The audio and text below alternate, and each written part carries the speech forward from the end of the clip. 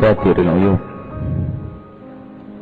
غافر الذنوب مفرج الكروب وصلاة الله وسلامه على حبيبنا وشافئنا ومولانا سيدنا محمد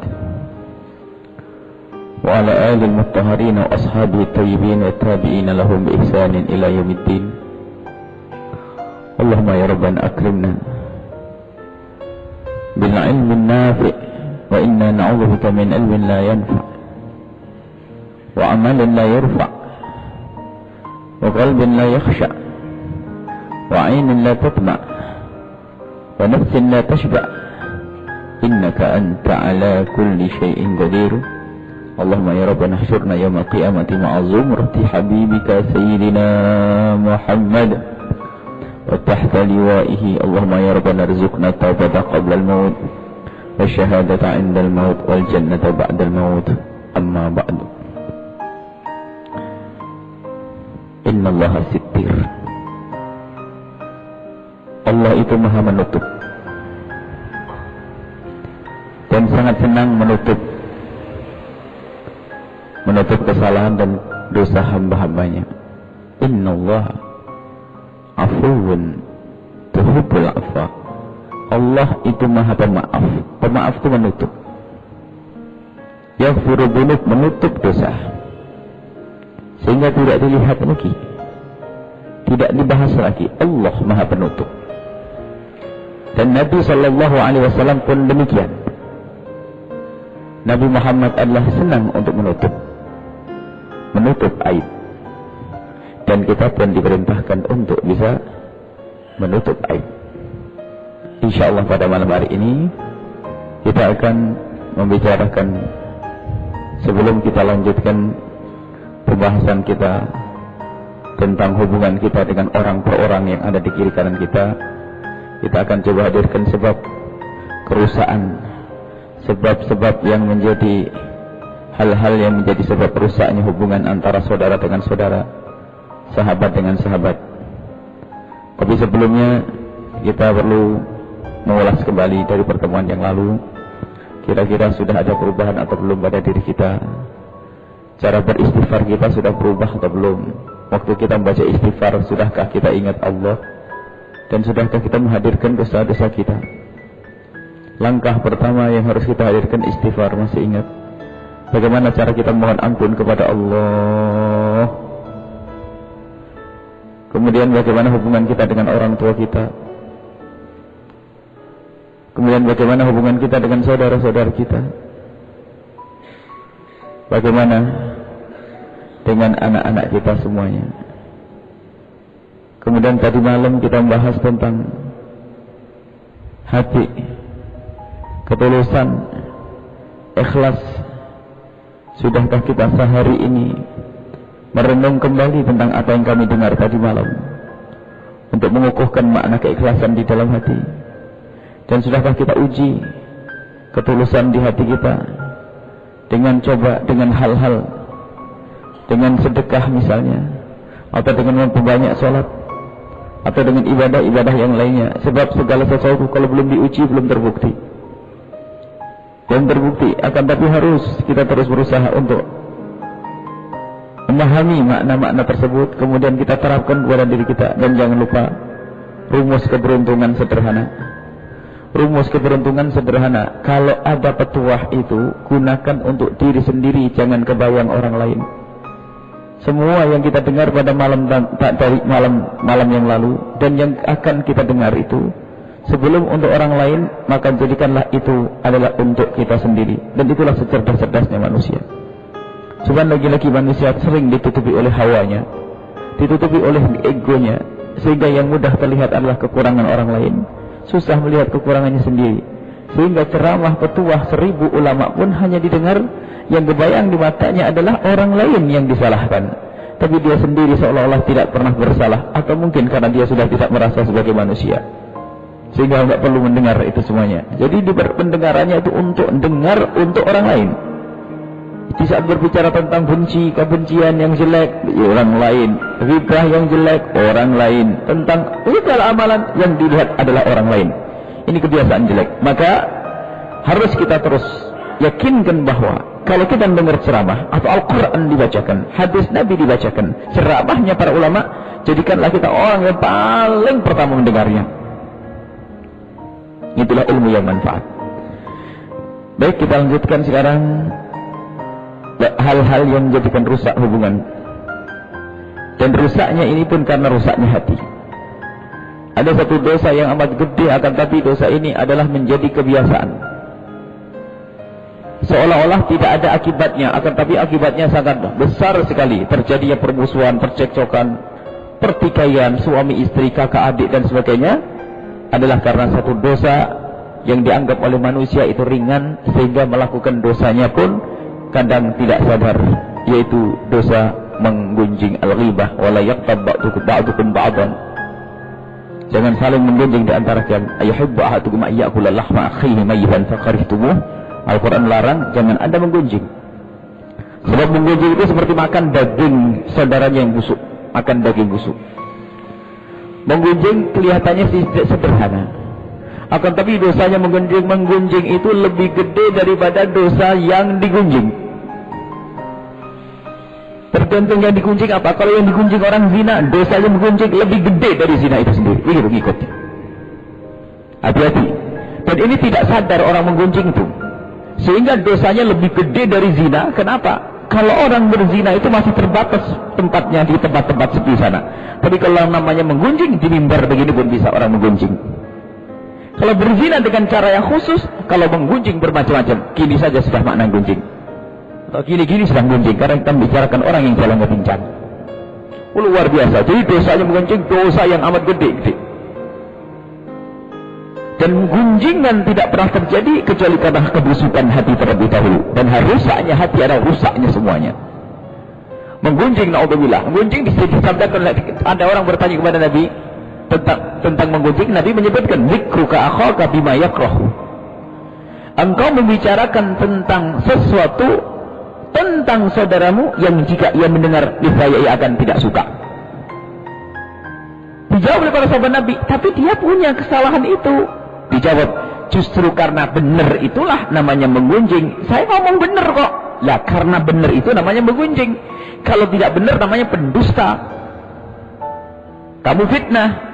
Buhtan itu lebih keji, lebih dari buhtan. Bahatta waqad bakat, bahatta. Kalau memang orang itu tidak melakukan itu kok kamu sebut, berarti kamu telah menfitnahnya. Berdusta dan menfitnah. Jadi menggunjing itu justru membicarakan sesuatu yang benar terjadi. Dan dosanya sangat gede, tapi ini adalah yang jarang diperhatikan oleh seseorang. Allah. Berbicara si fulan selingkuh, si fulan berzina, si fulan melakukan begini. Allah. Ini adalah dosa yang sangat besar, jangan sampai kita lakukan. Menghabiskan pahala semuanya. Pahala yang kita lakukan akan habis kita berikan kepada orang yang kita gunjing. Itulah orang bangkrut yang kita sebutkan pada pertemuan yang lalu. Dan ini mudah terjadi. Seorang ibu-ibu lagi masak di dapur, lagi ngobeng, kalau bahasa Jawa Timur namanya rewang.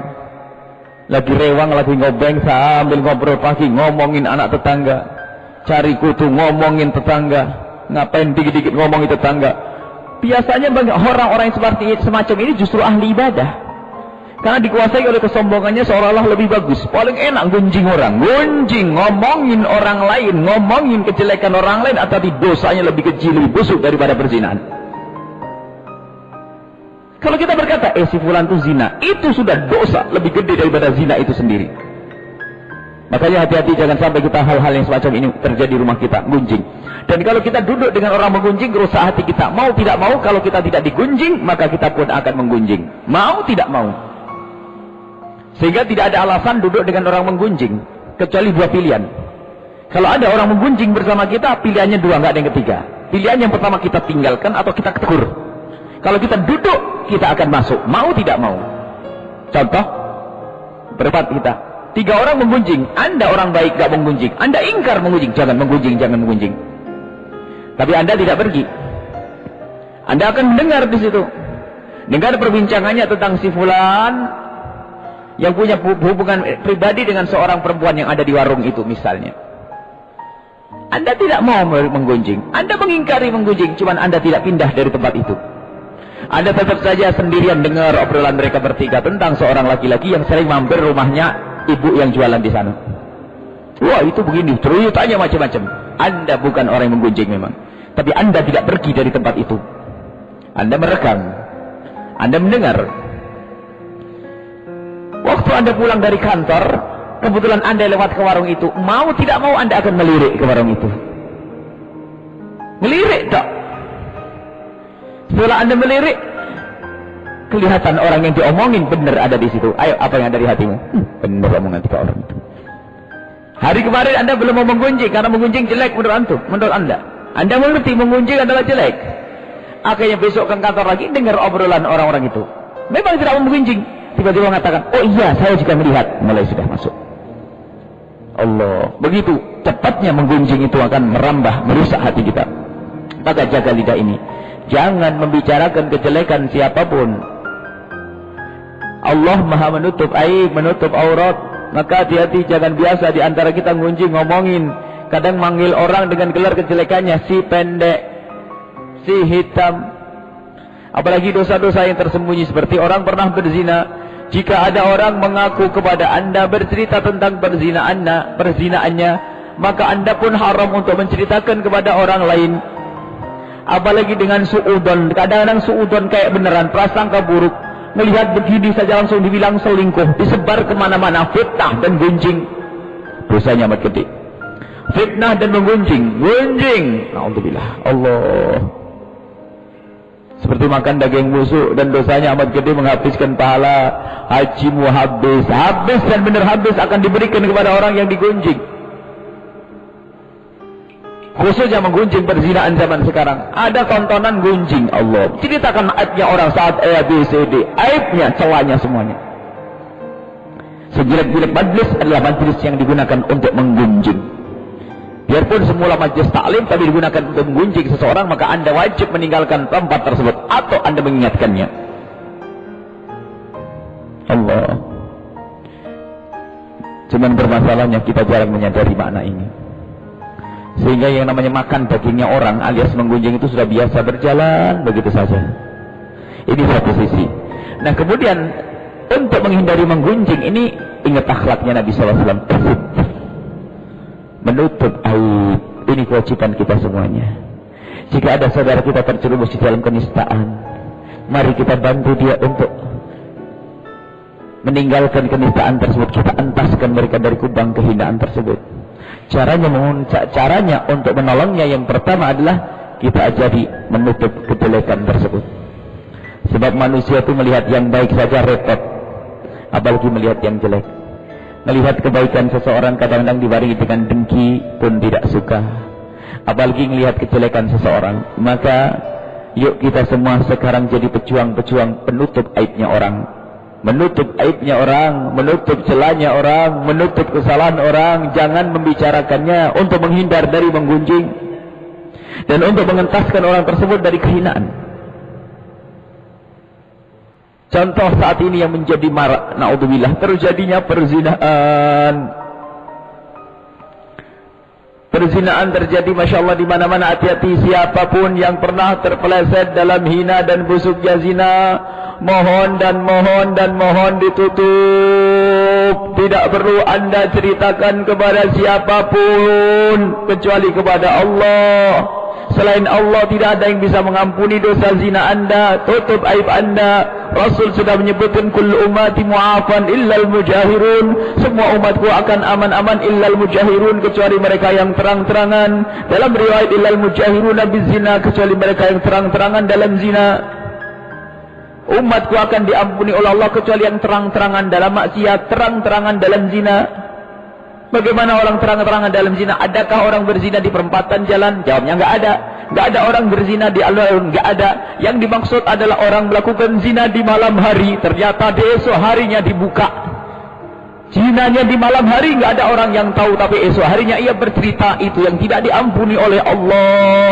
Yang pernah terpleset zina, jangan ceritakan kepada bangsa manusia, karena akan menjadikan Allah tidak mengampuni. Tutup dan tutup dan tutup. Sesali dosa itu dan ngadulah kepada Allah. Kucurkan air mata penyesalanmu malam itu kepada Allah. Adukan kepada Allah. Yang pernah terpleset dalam zina, yang pernah terpleset dalam zina, yang pernah terpleset dalam zina, biasakan untuk menutup, jangan ceritakan kepada siapapun.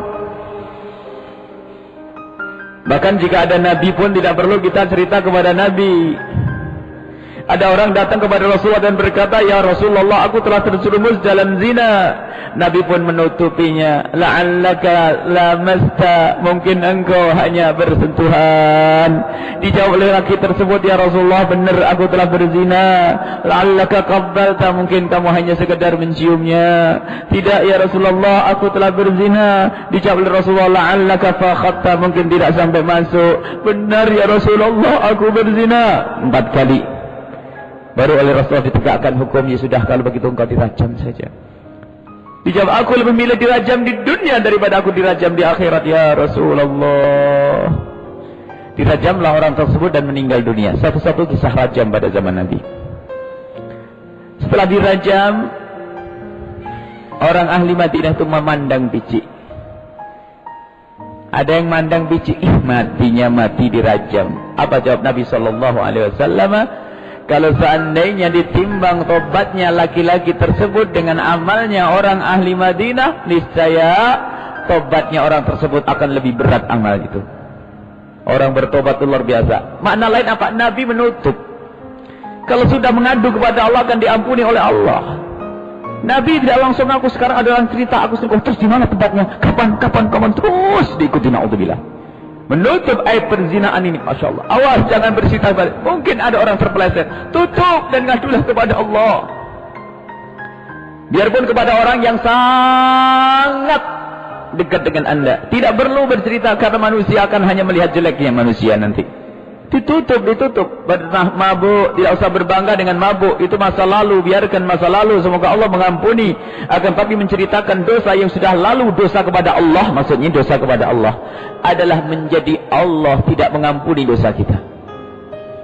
Khususnya perzinaan.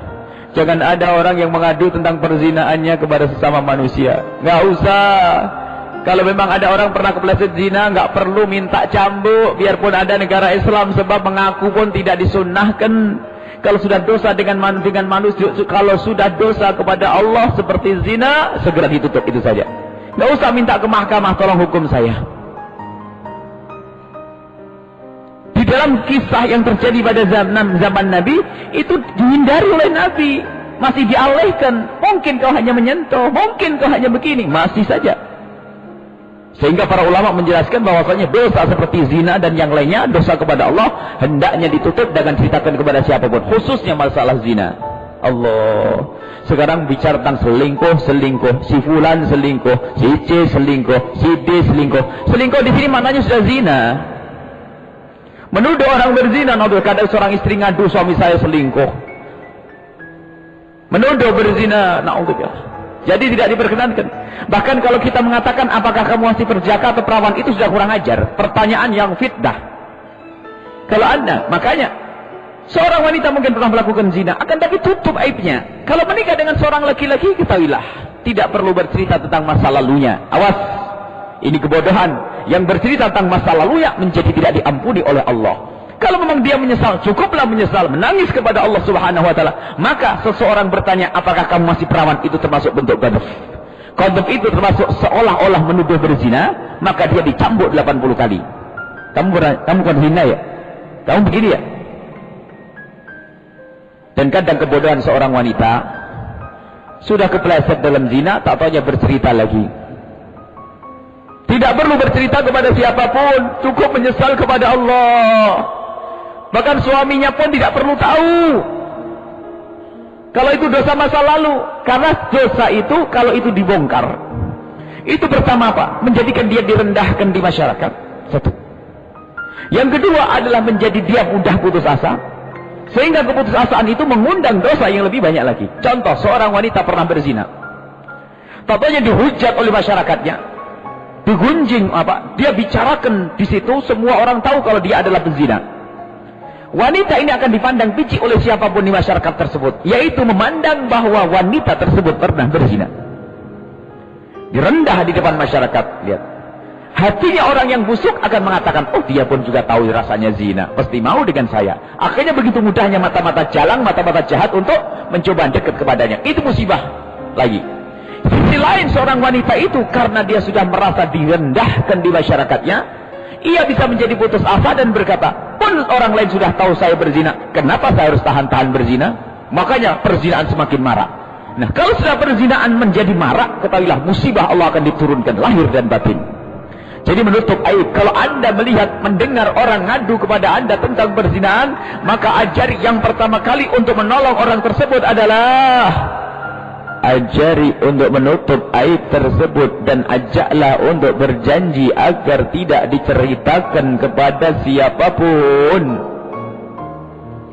Sebab kalau dia bercerita kepada bangsa manusia, maka menjadi sebab Allah tidak mengampuni dosanya.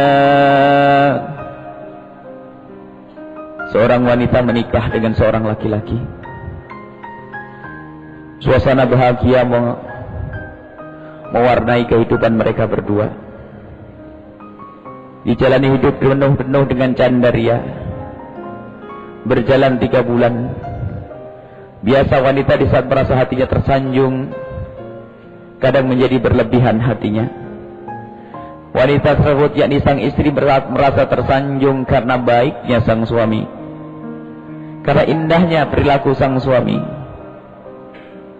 Maka sang istri tiba-tiba mengadu, berkata kepada sang suami dibaringkan dengan tetesan air mata, yang isinya adalah mengungkapkan terima kasih dan rasa malu. Terima kasih atas kebaikan sang suami dan rasa malu. Karena apa? Merasa bahwasanya dirinya tidak pantas menjadi seorang istri bagi seorang laki-laki soleh dan baik seperti itu. Lalu berkata wanita tersebut, abang teramat baik untuk saya. Saya tidak pantas jadi istri abang kalau begini nih. Tersanjung, sebetulnya pengen rayu, tapi rayunya orang bodoh, ngerayunya orang yang nggak pernah ngaji. Sang suami berkata, adik sangat baik, adik sangat baik, adik sangat baik, saya bangga punya istri seperti engkau dek. Tapi sang wanita tetap saja berkata, tidak bang, saya ini kotor sebetulnya, abang terlalu baik. Jadi selama ini saya merasa bersalah terus kepada abang. Enggak, adik baik, kamu tuh baik untuk saya. Kamu mengabdi kepadaku baik, santun perilakumu, sholatmu baik, semuanya baik. Tapi sang istri masih saja karena tersanjung dan dia tidak punya ilmu, dia bodoh berkata, bener bang, sambil nangis, aku tidak pantas abang, saya itu seolah pengkhianat. Abang baik sekali dengan saya, abang selalu baik, tapi saya ini kotor. Sang suami, ada apa? Nggak apa-apa, kamu baik kok. Abang bener bang, saya ini kotor, nggak pantas buat abang, maafin saya bang. Ayo, saya maafkan karena kamu istriku. Bener bang, tapi saya masih kurang puas, abang takut belum maafkan. Kenapa? Tapi abang bisa terima saya kan? Lah, gimana tidak aku terima wong kamu istriku kok? Bener bang, apapun bentuknya aku. Iya, kamu istriku, kamu orang baik, kamu orang soleha. Sambil menangis sang wanita tersebut berkata, abang bener bang, abang baik sekali dengan saya. Saya tidak pantas menjadi istri abang, tapi mohon maaf bang ya, segala kekurangan saya dimaafkan. Aku maafkan dek, engkau aku maafkan. Memangnya kenapa sih abang? Sambil nangis, ngerayunya orang bodoh. Abang, saya itu sungguh merasa bersalah selama pertama kali kumpul dengan abang. Abang sangat baik dengan saya gini-gini. Tapi hati saya menjerit. Saya itu berdusta. Saya itu tidak sebersih yang abang duga. Kenapa adik? Tapi abang bisa nerima saya kan? Ya dia terima kamu istriku. Diulang-ulang kalimat itu. Aku terima karena kau istriku. Abang, dulu waktu aku masih sekolah di SMA, aku pernah punya cerita dengan seorang teman. Saking dekatnya aku dengan dia, hingga sampai suatu ketika aku melakukan zina abang. Itulah yang menjadikan saya bukan abang baik, tapi saya khianat. Saya melakukan zina. Sang suami terkaget dan menangis, dan dirangkullah sang istri. Sang istri nangis, abang memaafkan saya kan? Aku maafkan dek, aku maafkan dek, sambil dirangkul itu sang istri. Dan dirangkul, tiba-tiba sama sang suami dilepas. Setelah dilepas, kata sang suami, kita selesaikan urusan kita. Ditinggallah sang wanita tersebut karena kebodohan dan kedunguannya. Karena kebodohan dan kedunguannya. Padahal dosa seperti itu seharusnya tidak ceritakan kepada siapapun. Semestinya ia berperan menjadi seorang wanita solehah. Sebab dosanya itu dosa dia dengan Allah. Sesali menangis dan berjanji tidak akan mengulangi lagi. Sudah cukup. Tidak usah menjadi wanita bodoh lalu bercerita kepada suaminya. Tidak ada syariat semacam itu. Seorang laki-laki pun demikian. Mungkin kepleset waktu itu masa mudanya. Ia melakukan zina. Cara tobatnya adalah tutup. Dan menangis kepada Allah. Ngadu kepada Allah. Tidak usah cerita. Sebab dengan begini akan menjadi direndahkan. Akhirnya tinggalkan wanita tersebut. Ini kejadian betul di kota kita ini. Karena kebodohan. Hei para wanita. Masa lalu adalah yang harus kita jadikan pelajaran untuk kita. Kalau ada orang pernah terpeleset mabuk-mabukan. Gak usah cerita kepada siapapun kalau dia jago mabuk. Yang pernah melakukan zina tolong ditutup. Tutuplah zina dirimu sendiri. Jangan ceritakan kepada bangsa manusia. Bangsa manusia tidak bisa memberikan maaf. Bisanya hanya ngomong kejelekan. Maka enggak usah cerita kepada siapapun. Maka kalau anda bisa menutup dan tidak cerita, tanda akan diampuni oleh Allah. Dan yang mendengar kisah tersebut pun awas, wajib paling repot itu dengar kisah-kisah begitu. Makanya kalau ada orang curhat kepada kami itu paling berat kalau kita dengar kisah semacam itu. Saya pun tidak boleh cerita kepada siapapun, biarpun kepada istri sendiri. Nggak boleh, haram. Saya menggunjing misalnya ada orang curhat, Buya, mungkin karena dia pengen tobat benar, lalu ngadu kepada kami, bercerita tentang kisah berzinaannya.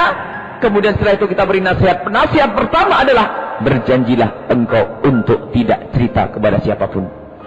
Cukup karena sudah terlanjur cerita. Aslinya kepada saya pun tidak perlu cerita. Cuman barangkali karena anda menduga saya bisa menyelesaikan masalah, lalu anda ceritakan, maka saya pun berjanji, wallahi saya demi Allah tidak akan cerita kepada siapapun. Saya sendiri itu berat dengar kayak begitu tuh. Karena kalau saya keproject ngomong kepada istri, itu begini, saya lebih gede dari zina dosa itu. Makanya hati-hati jangan ngomongkan perzinaan seseorang. Biarpun anda tahu, anda melihat sendiri, tidak berhak anda bercerita kepada siapapun. Anda melihat si fulan berzina di mata anda. Tak bisa kita berkata si A berzina. Kalau dilaporkan ke hakim, saya melihat si fulan berzina, wahai hakim. Berapa orang kamu? Satu, saya sendirian. Kamu dicambuk. Harus 4 saksi. Sehingga dosa yang namanya zina itu baru bisa diangkat ke mahkamah dengan 2 cara. Pengakuan dari orang yang melakukan zina. Dan mengaku pun tidak diharapkan dan tidak dihimbau. Karena ini dosa kepada Allah, bukan dosa kepada manusia. Yang melakukan zina, tidak usah ngajukan ke mahkamah. Ngadep saja kepada Allah, selesai. Yang kedua adalah dengan 4 saksi. Jadi orang menyebut perzinaan seseorang, kalau tidak dengan 4 saksi, maka mereka akan dicambuk 80 kali. Namanya qadzaf. Jadi nggak usah diceritakan kepada siapapun. Maka tolong bantu orang-orang berzina. Termasuk dalam kasus hamil di luar nikah. Satu kampung tahu semua kalau si fulanah, si perempuan ini hamil di luar nikah. Maka ini kebodohan manusia satu kampung, sak kiai-kiainya. Haram menceritakan itu. Kalau ada orang hamil di luar nikah, ambil dia, selamatkan. Yang pertama, bagaimana menutup ini, jangan sampai ada orang lain tahu. Sebab kalau wanita ini tahu, kalau ini diketahui oleh masyarakatnya, masyarakat memandang kicik semuanya. Rusak sang perempuan ini. Susah untuk tobat karena sudah dipandang kicik oleh manusia sekitarnya. Kemudian kalau lahir anak, anaknya pun tahu ibunya begitu, dia tahu bakat jadi pezina. Karena apa? Ibuku pun pezina, kenapa saya tahan-tahan? Pun saya sudah rendah, naudzubillah. Makanya awas, ini penyakit di masyarakat ini. Sehingga kenapa perzinaan marak? Dulu kalau orang melakukan zina di kampung, satu saja ketahuan, malunya luar biasa. Sekarang 20 orang melakukan zina, tidak ada yang kaget. Tanda ini mas, tanda kerusakan di kampung kita, masyarakat kita. Awas, jaga lidah ini, jangan tidak menceritakan tentang zinanya seseorang. Na'udzubillah, lebih gede dosanya daripada zina itu sendiri. Tolong dijaga, jangan sampai. Maka tolong dibantu jika ada orang terpeleset dalam zina. Mungkin orang itu adalah pelacur di kampung sana. Mungkin di kota sana menjadi pelacur berat, tapi datang ke sini tobat, setting dia menjadi seorang wanita solehah. Cerita, kalau pengen diampuni oleh Allah, jangan ceritakan masa lalu, selesai. Menikahlah dengan seorang laki-laki, dan jangan cerita sampai engkau mati. Lihat, dia akan hidup terhormat di rumah tangganya. Masa lalu adalah masa lalu. Ini pendidikan yang harus dihadirkan di masyarakat kita. Banyak orang kasus-kasus datang hamil luar nikah dan ini sebagainya. Sungguh kita tuh tidak ingin mendengar cerita semacam itu, akan tapi zaman rusak. Ada anak SMP 2 tahun datang dalam keadaan hamil. SMP kelas 2 hamil luar nikah. Kalau tidak kita didik bagaimana menyelamatkan dia, kehormatannya, lihat, dia akan semakin hina di SMP-nya nanti. Di masyarakat yang akan dihinakan oleh Allah. Maka tugas kita semua menutup aib. Innallaha zikir. Allah senang menutup aibnya orang. Kita pun harus senang menutup aibnya orang, diajari untuk tidak bercerita kepada siapapun. Maka menolongnya orang yang melakukan zina pertama adalah menutup aib.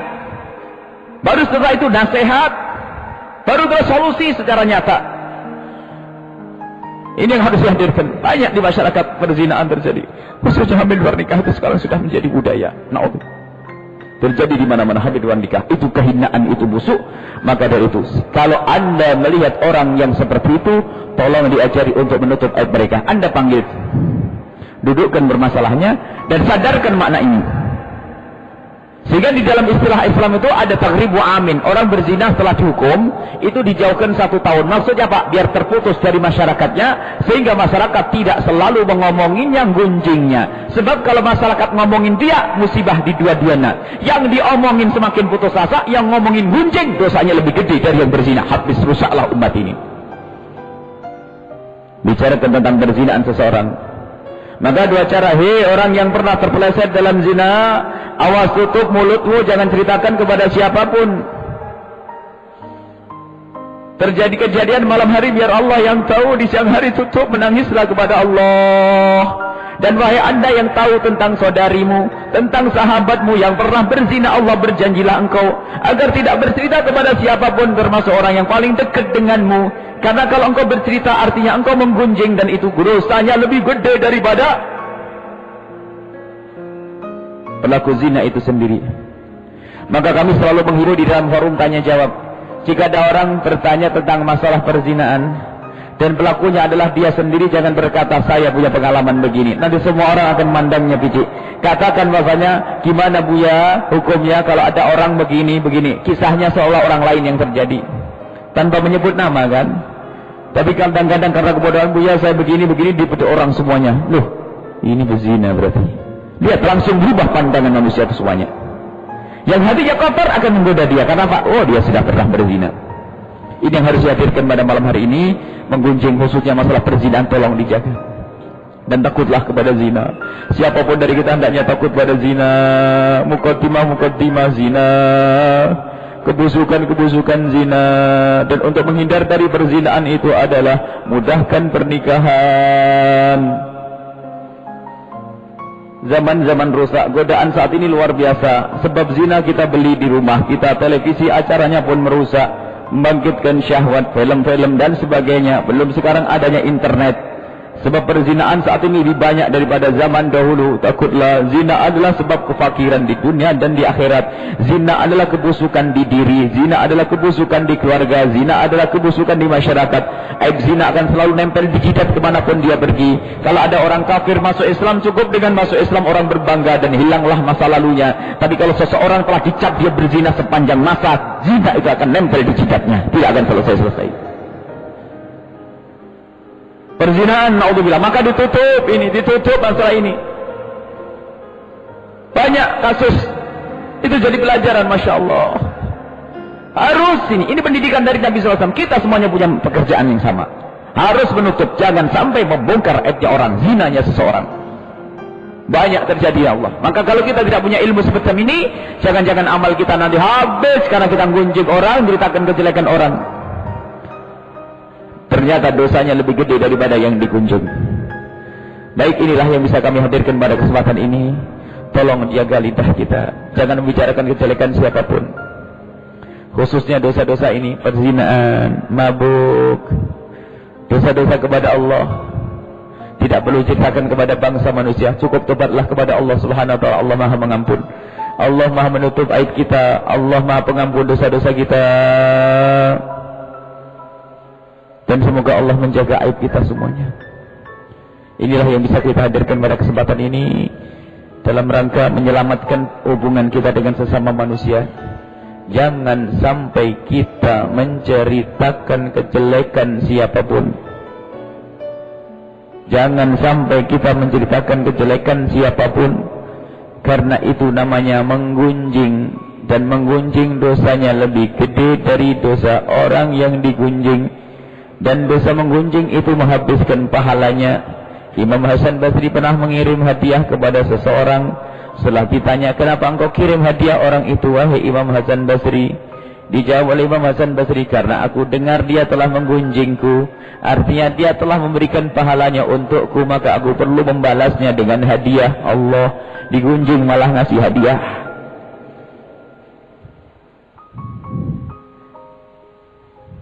Ada orang lagi datang kepada Imam Hasan Basri, bercerita tentang kejelekan seseorang, langsung diusir dari majelisnya. Ini majelis mulia, jangan kau kotori dengan lidahmu yang kotor.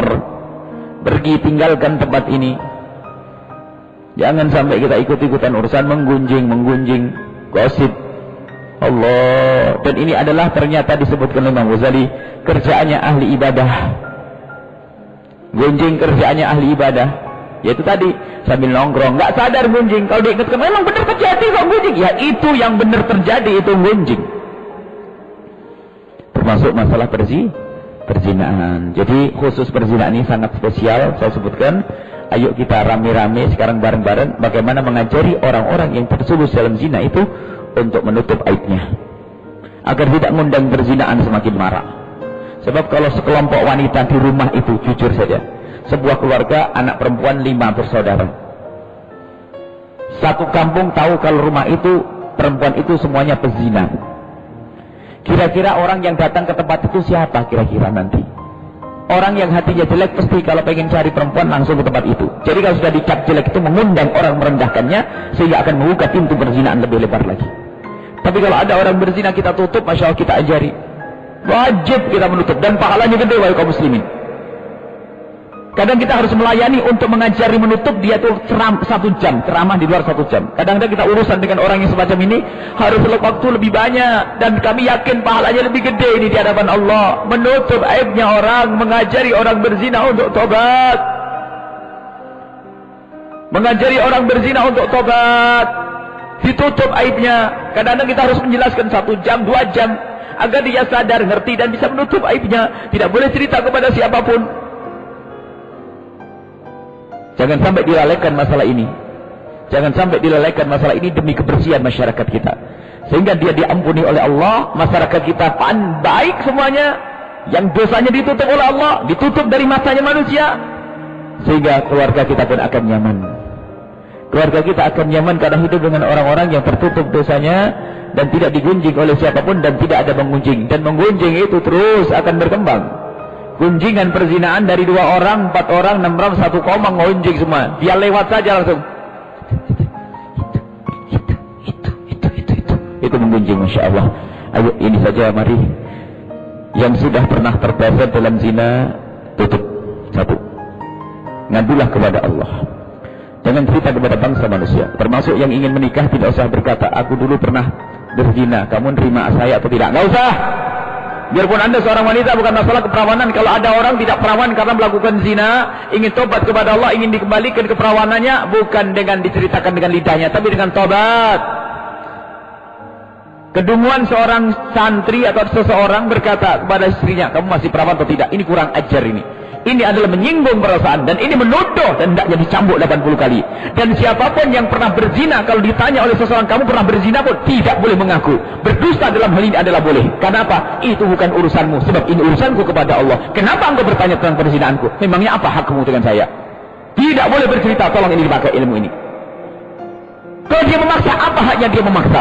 Itu kurang ajar orang bertanya zina itu. Pertanyaan paling kurang ajar adalah bertanya, kamu pernah berzina ya? Allahu Akbar. Kadang dilakukan oleh seorang tokoh. Tidak boleh. Ini harus dihadirkan ilmu ini. Ini jarang disampaikan. Ini harus dihadirkan agar masyarakat aman. Menanyakan kamu berzina ya? Itu sudah tuduhan, namanya ghadab. Maka seharus dicambuk yang bertanya 80 kali. Karena apa? Kalaupun dia berzina, apa urusanmu dengan dia? Kamu bisa maafkannya? Tidak. Maka tidak boleh menjawab jika ada orang ditanya, pernahkah kamu berzina? Bahkan berdusta dalam hal ini boleh. Enggak, astagfirullahaladzim. Katakan begitu. Astagfirullahaladzim. Kamu ini pertanyaan apa? Tidak boleh. Iya, saya baru sekali, 2 kali. Biarpun sekali itu dosa kepada Allah. Akan menjadi sebab dosa itu tidak diampuni oleh Allah Subhanahu wa Ta'ala. Ini saja yang bisa kami hadirkan. Semoga kita semuanya bisa menutup aibnya orang lain.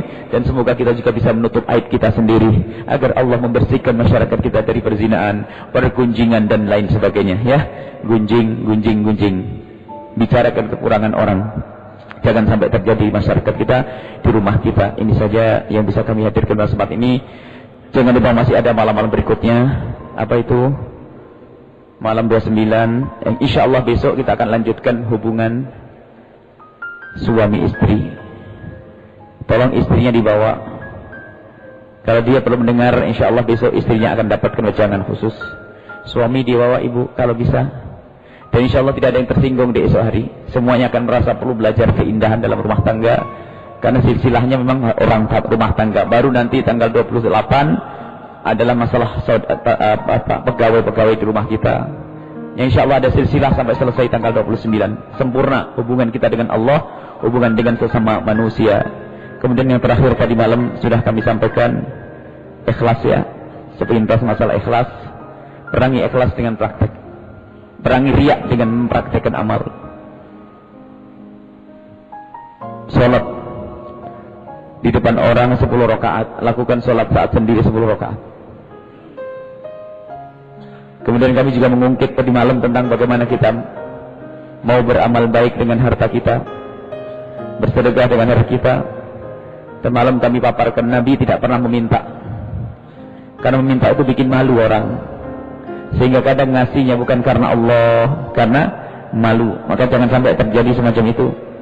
Semalam kami habarkan bahwa kami hanya menyampaikan seperti yang pernah dilakukan Nabi. Kalau ingin membawa orang kepada kebaikan, cukup pamerin kebaikan. Ini loh kebaikan ini akan berang di jalan Allah. Siapa yang ingin baik ini, siapa yang ingin ayo, siapa yang ingin berebut orang. Maka semalam kami sampaikan bahwa di pondok pesantren banyak program. Di antaranya ada program-program pembangunan yang semuanya itu adalah kader untuk para santri. Kita ada santri yang itu semua kita kader, dan kami punya rencana beda. Kami punya rencana bimbingan dari guru kami, bahwasanya di Pondok Al-Bahjah tidak hanya mendidik santri saja, akan tapi kata guru kami, setelah kamu didik harus diarahkan. Makanya kita harus punya banyak tempat nanti, mungkin pondok-pondok yang banyak. Jadi kalau bisa sampai ditempatkan, bahkan mungkin disekolahkan ke tempat yang lebih lagi untuk bisa memenuhi kebutuhan masyarakat nanti. Dan itu pondok terus berkembang, pembangunan terus berkembang, dan semuanya perlu biaya, dan alhamdulillah semuanya beres, berjalan begitu saja, tidak pernah susah semuanya. Rizki akan datang terus. Akan tapi hanya kami sampaikan, kami kabarkan, dan ini akan terus kami ulang, karena bulan Ramadan adalah bulan dermawan, bulan karim, bulan mulia, bulan mudah orang berinfak, bulan Allah melipat gandakan pahala. Jadi program di pondok pesantren itu banyak sekali. Pembangunan aula yang jumlah butuh duit ratusan juta. Kemudian pembangunan pondok putri butuh duit miliar, berapa 1, berapa M. Kemudian juga ada pembangunan lokal sekolah, itu tidak tahu jumlahnya berapa. Ini hanya kami sampaikan dengan harapan nanti ada yang bisa mendoakan tempat tersebut agar semakin dimudahkan oleh Allah. Dan semoga ada yang bertemu dengan Lailatul Qadar, artinya di saat itu tergerak hatinya untuk berbuat baik.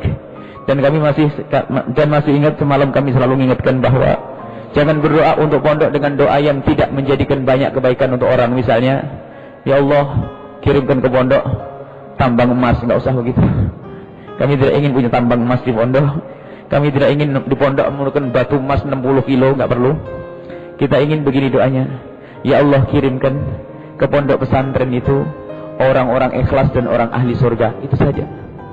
Jadi keinginan kita itu justru orang. Biaya itu dari orang semakin banyak, berarti teman-teman menuju surga nanti banyak. Ya Allah, kirimkan ke pondok pesantren orang-orang ikhlas yang bisa membiayai pesantren ahli surga. Itu saja sudah doa yang pertama. Masih ingat? Doakan ahli surga biar ke pondok sana. Yang bukan ahli surga nggak usah nyumbang. Kita pengennya, ya Allah, yang menyumbang di pondok pesantren pilihlah hanya ahli surga. Pejuang-pejuangmu yang tulus karena Allah. Kemudian yang kedua doanya, ya Allah, jadikanlah saya orang itu, ya Allah. Yang fakir akan dikayakan oleh Allah setelah itu. Yang kaya akan dimudahkan hatinya untuk terbuka. Dan semalam sudah kami umumkan ada di antaranya program pembebasan tanah uang receh. Kalau di hadapan Allah pakai uang receh. Uang recehnya berapa? 3 sepetak tanah kecil kurang untuk menjebol sampai sungai. Hanya butuh duit 135 juta. Kemudian kita pengen program saung. Alhamdulillah 135 juta baru tadi malam saya ngomong. Rupanya sudah beres sekarang. Rupanya ada orang yang berebut. Nggak mau kalah dengan yang lainnya. Sudah beres itu. Makanya harus saya sampaikan. 130 juta sudah ada berbisik. Ya 130 juta buat saya saja. Oh sudah ambillah. Jadi gak gampang. Dulu sebelumnya 1,5 M itu ternyata hanya dalam waktu singkat. Orang berebut semuanya. Fastabiqul khairat. Ayo kita berebut semuanya. 130 juta orang receh. 130 juta kecil, uang kecil di hadapan Allah.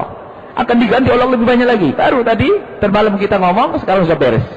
Sekarang kita butuh pembuatan bilik. Karena kita punya guru banyak ngekos di luar. Kita nyewa kontrak rumah-rumah di luar. Kita ingin membuat perumahan guru. Karena guru tuh, murid itu baru benar kalau gurunya banyak. Dan kita akan perbanyak guru-guru. Guru tahfidzul Quran, guru ini. Tapi semuanya kan perlu tempat tinggal. Nah, gurunya sabar-sabar, Masya Allah. Sekarang akan kita buatkan perumahan. Paling tidak kalau bisa belum rumah permanen, kita akan buatkan bilik-bilik yang manis, yang pantas keluarga di lokasi pondok. Dan kita tanya kepada insinyur kita, panitia pembangunan, ya kalau untuk bilik-bilik sementara buatlah 10-20 bilik. Karena gurunya banyak kita. Dan juga untuk santri, 10 bilik-bilik yang cakep, yang manis, satu bilik minimal 15 juta. Ya sudah kita informasi ke orang. Dan kalau bilik itu hancur, pahala tetap berjalan. Untung-untung bisa permanen. Alhamdulillah ini semuanya kami sampaikan karena harus sampaikan. Dan kami tidak menunjuk, hei orang bayarlah, bayar tidak. Semua yang tersentuh. Yang tidak semoga tersentuh pada suatu ketika. Intinya ini kami sampaikan agar orang tahu. Sebab orang itu banyak punya uang tapi bingung mau dikemanakan. Makanya ini dulu kita pasang jaring itu loh, taruh di sana. Kita juga program radio. Spesial kita ada 3 stasiun radio, 9,9 yang di sini, 104,8 yang ada di Kuningan, 92,6 Bat yang ada di Majalengka. Itu ada radio besar kita untuk dakwah. Jadi dakwah ceramah satu kali kita tuh didengar di seluruh Indonesia, khususnya di wilayah Cirebon, Kuningan, Tegal, Brebes, Majalengka, Indramayu, semuanya sampai Majenang, sampai mendatang nanti akan terdengar dakwah kita. Dan itu dari mana? Hamba Allah. Rata-rata yang beli satu orang. Radio itu biayanya mahal, radio itu ratusan juta. Itu nggak banyak orang, nggak pakai promo. Satu orang buya saya sendiri. Allah. Setiap radio satu orang, saya sendiri. Jadi saya ya Allah, orang-orang baik-baik benar. Kita doakan orang semacam itu. Banyak orang. Jadi bukan saya nyumbang buya saya rombongan. Tidak, saya sendiri. Astagfirullah. Saya ingat pada zaman Nabi SAW. Nggak pengen ada orang ngambil. Sampai Rasulullah berkata, bagi-bagi dengan yang lainnya. Ada orang rakus berbuat baik. Nggak apa-apa. Sampai bagi-bagi yang lainnya. Sehingga Rasulullah bagi. Kamu yang ini, kamu yang ini, kamu yang ini. Karena semuanya pengen. Bahkan salah satu pembelian radio, satu orang menjanjikan mau membeli, masih memberikan sertifikat rumahnya. Buya saya punya rumah, ini akan saya. Ini belum terjual rumah, ada yang bayari sudah. Allah, subhanallah. Orang baik itu kalau sudah digiring oleh Allah nggak mikir panjang. Itu manusia terpilih. Makanya kami selalu mohon kepada semua yang pernah melakukan kebaikan waktu menyumbang dan memberikan, tolong doakan saya, karena waktu Anda bisa menyumbang Anda dipilih oleh Allah. Doakan saya biar selamat, itu saja. Karena kalau Anda telah berbuat baik itu dipilih oleh Allah, maka doakan saya ini biar saya selamat, jangan ngomong untuk masuk neraka, biar saya jadi ahli istiqomah berpondok. Jadi Anda yang mendoakan saya, tolong yang nyumbang. Kalaupun saya tidak mendoakan itu, Anda sudah diterima oleh Allah. Saya itu siapa kok mendoakan? Anda yang telah bisa berbuat baik, maka saat itu doakan saya. Saya selamat, anak saya, keturunan saya, pondok manfaat dan sebagainya. Ini yang bisa kami sampaikan. Ternyata uang receh. Kalau di hadapan Allah uang merek receh. Ada lagi tanah di tempat lain. Cuman kita merencanakan pondok ini lokasinya harus terbesar lagi karena program terus berkembang dan berkembang. Termasuk di antara yang kita juga merencanakan pembuatan stasiun televisi, dan kita akan membuatkan studio. Pokoknya harus berkembang dakwah ini. Kalau ditanya punya duit, ya kaya banyak. Kalau duit tinggal ngadu kepada Allah, kita minta kepada zat yang tidak pernah kurang. Kalau tanya di saku tidak ada duit, adanya siwak ini ya. Cuman insya Allah lihat, Allah maha kaya dan Allah maha menggerakkan hati. Lihat orang yang hari kemarin kikir, kalau sudah diambil oleh Allah tidak pernah peduli. Dan gila rindu kebaikan, namanya junun, ada seperti istilahnya. Orang gila melakukan kebaikan itu adalah menurut orang lain gila. Oh dia segitu banyak kok dikasihkan. Kalau dia 200 juta kan lumayan itu buat bisnis, buka toko. 1 miliar buat toko, buat perusahaan, kan begitu. Tapi kalau sudah diambil hatinya oleh Allah, lihat sudah nggak pandang itu. Tapi yang dilihat adalah nanti kehidupan setelah di dunia ini. Dan kita menemukan zaman sekarang. Zaman dulu ada, zaman sekarang ada. Zaman dulu ada wali kutub, zaman sekarang juga ada wali kutub. Zaman dulu ada orang dermawan, zaman sekarang ada orang dermawan. Ini hanya sekedar menyampaikan, ternyata 130 juta yang saya inginkan semalam itu Yang kami sampaikan sudah beres dan tidak usah dipikirin. Tinggal yang lainnya lagi, pembangunan aula itu perlu ratusan juta karena besinya minjam dari orang lain. Tolong ini mohon didoakan agar dikirim ahli surga ke tempat ini. Kemudian pembangunan pondok putih, pokoknya banyak program di sana. Kemudian stasiun radio, ini pembuatan televisi. Kemudian ini pembuatan rumah bilik atau rumah guru ini. Kalau seandainya bisa permanen, bagus. Paling tidak kita membuat 15 rumah kamar. Ada kamar mandi, ada satu kamar, tidak apa-apa. 15 atau 20. Kalaupun belum bisa dengan permanen bangunan tembok, kita pakai saung-saung, pakai bilik-bilik yang cantik, itu bisa bertahan 15 tahun. Dan kalaupun itu hancur, tetap pahala mengalir dan lebih gede lagi. Karena apa? Pemahaman yang salah di kampung ini tolong dirubah. Musola reyot mau dibongkar, nggak jadi-jadi. Kenapa? Nanti yang sedekah dulu bagaimana? Nggak dapat pahala dong. Nah, ini kebodohan ustadznya. Kalau musola rusak ini dibongkar, bro, kemudian diganti dengan musola lebih gede, maka ketahuilah pahalanya yang membangun yang pertama 2. Pahalanya musolanya kecil tetap jalan, plus musola gede. Kenapa? Tidak ada musola gede kecuali gara-gara musola kecil. Jadi gitu. Jadi kalau bilik nanti dihancurkan, diganti dengan bangunan permanen, pahalanya bangunan permanen dapat. Dan biliknya juga dapat. Karena bangunan permanen ada karena bilik tersebut. Ini saja insya Allah yang kami sampaikan untuk nyambung tadi malam. Kita yakin semoga ahli surga banyak, semakin banyak ahli surga. Kita berjuang terus. Dan tolong para dai dan ustadz jangan khawatir sudah. Kita urusannya dengan Allah yang Maha Kuasa. Makanya kadang programnya para ustadz itu kadang-kadang aneh. Belum sini beres, sana dulu. Bismillah pokoknya. Karena kita tidak gantung kepada saku. Kalau gantungkan di saku saya tidak bangun-bangun. Mau beli semen 1 sak aja bingung cari duit ya. Tapi kalau jangan gantung kepada Allah Subhanahu Wa Taala, insya Allah akan mudah. Dan beginilah caranya, jangan sampai kita tidak mengunjuk. Hei fulan, bayar saya 10.000.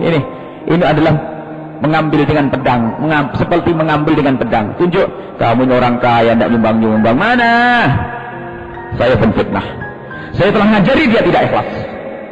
Maka tidak ada. Dan mohon maaf tidak pernah saya sebut. Kalau urusan dengan saya itu kami gitu. Si fulan telah nyumbang berapa ratus juta di Majelis Al-Bahjah, enggak ada. Anda tidak bakal mendengar itu sampai mati. Karena apa? Anda tidak mendengar, kami tidak menginginkan Anda menjadi ahli riya. Cukup Allah yang tahu. Akan tapi insya Allah didoakan oleh semua jamaah. Tolong doakan para hadirin, orang yang telah berbuat baik di pondok pesantren Al-Bahjah dan pondok pesantren yang lainnya tentunya, baik dengan hartanya atau pikirannya atau tenaganya atau panjatan doa. Doakan mereka semoga Allah berikan keikhlasan, semoga amal yang mereka lakukan bisa diterima oleh Allah. Itu keabadian yang sesungguhnya. Dan hartamu adalah yang engkau berikan, bukan yang kau tinggal hakikatnya. Ada satu ketika di hadapan Nabi, Rasulullah bertanya, masih adakah korma itu? Masih adakah daging itu? Dijawab oleh Sayyidina Ali, sudah habis semua ya Rasulullah. Tinggal ini, sampil. Tinggal apa? Secuil daging. Dijawab Rasulullah, semuanya tertinggal. Yang habis justru ini. Jadi yang kita berikan di jalan kebaikan itu yang bakal abadi. Yang kita simpan, kita tumpuk di rumah itu bakal hancur. Ditinggal diwaris, belum tentu setelah diwaris dijadikan sedekah, belum tentu. Kalau diwaris oleh anak kita, belum tentu jadi kebaikan nanti. Tetapi anak pun harus dipikirkan. Memang iya. Ini saja yang bisa kami sampaikan. Semoga memang harus program-program kebaikan disampaikan semuanya. Termasuk diantaranya kami sampaikan ini, promosi lawang dunia saja dipromosikan, kenapa akhirat tidak dipromosikan? Propaganda. Sekarang ada program di Pondok Pesantren Al-Bahjah, ada dakwah. Sabtu pagi pengajian rutin, Ahad pagi pengajian rutin, tolong sisihkan. Kalau malam Selasa di sini tempatnya malam Selasa. Setiap malam Selasa, Senin malam Selasa selain Ramadan ada di sini. Kemudian di mana? Di Pondok Pesantren setiap Sabtu pagi tafsir, Ahad pagi hadis, malam Ahad ada di Weru, di Cirebon hanya ini saja. Kemudian juga ada acara misalnya di Cirebon TV setiap malam Jumat. Kemudian ada radioku. Ini harus sampaikan ini promosi dakwah nih harus ini. Kalau di masjid ini jualan nggak boleh. Saya punya dagangan bangkrut nanti. Nggak boleh di masjid. Tapi kalau urusan dakwah kan di khutbah pun perlu disampaikan. Nggak ada masalah. Karena untuk dakwahnya. Sebab ada orang yang nggak bisa malam Minggu, bisanya malam Ahad, malam Sabtu atau hari Sabtu nggak bisa ini. Kalaupun ternyata Anda berjauhan atau Anda mungkin saat ini hanya sekedar datang, Anda bisa mengambil streaming radioku melalui Buya Yahya.org dimanapun Anda berada. Yang punya pesawat telepon BlackBerry dan sebagainya, bisa langsung lihat di situ, dengar di situ acara siaran radio, dan semua siaran langsung akan bisa didengar itu. Jadi kita perlu nyampaikan juga program-program semacam ini, dan dakwah terus jalan. Web kita ada www.buyaya.org. Lihat ini semua berjauhan dimanapun Anda berada, di luar negeri dan di dalam negeri bisa mengikuti pengajian kita. Ya ini harus disampaikan, sebab kadang orang tidak tahu. Daripada kita dengar lagu-lagu yang enggak, dengar hiburan yang tidak, yuk kita mencari hiburan yang positif. Ini di antara yang bisa kami sampaikan. Ingat, program pondok masih banyak. Yang punya uang dengan uangnya, yang punya ilmu dengan ilmunya. Termasuk kami siap, siapapun yang ingin berjuang. Dan alhamdulillah kita punya yang banyak, kawan. Stasiun radio kita mungkin tergolong stasiun radio yang kayaknya paling kaya, kayaknya. Sebab apa? Narasumbernya dokter-dokter spesialis, alhamdulillah bergabung dengan kita. Mereka berjuang. Kalau saya gaji mereka, gajinya dari Allah saja. Kalau saya tidak bisa gaji. Jadi ada dokter-dokter spesial yang dengan sukarela datang ke tempat kita. Datang itu setiap hari apa itu ada. Jadi mereka berebut, subhanallah. Jadi dengan kemampuannya, memang namanya lembaga pengembangan dakwah Al-Bajah, kita ingin membawa siapapun dengan keahliannya untuk berjuang. Yang punya ilmu kedokteran dengan kedokteran, yang punya ilmu ekonomi, ayo perlu dikembangkan ekonomi masyarakat rakyat untuk pesantren. Ya punya apapun ayo dikembangkan di sini. Jadi lembaga pengembangan dakwah. Dakwah itu bukan tugasnya ustaz, tugasnya orang yang merasa umat Nabi Muhammad, yang punya uang dengan uangnya. Sama, biarpun dia terus bekerja di tokonya, tapi duitnya dikirim untuk pendidikan, maka dia seperti berdakwah di jalan Allah. Bisa lebih dulu masuk surga dari kiainya. Karena apa? Dia tulus. Ini program banyak. Jadi yang punya keahlian tolong disampaikan untuk bisa berdakwah dengan kami. Apapun, jago komputer, internet, ayo. Teknisi, ayo, keahlian sampaikan, ayo kita berjuang bareng-bareng. Kita bukan Superman. Kita perlu super tim, super kebersamaan jamaah. Berjuang dengan bareng-bareng itu lebih sempurna.